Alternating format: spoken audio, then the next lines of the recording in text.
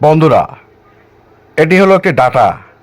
এই ডাটাটি কিন্তু খুব সুন্দরভাবে খাওয়া যায় রান্না করে, এবং এটা চাইনিজদের অনেক সুস্বাদু একটি খাওয়া। এটি পালং শাক, এবং পালং শাকগুলো দেখুন একবার, পাতাগুলো কি ডাবল। আর এই পেঁয়াজগুলোকে দেখুন, পেঁয়াজগুলো কত বড়।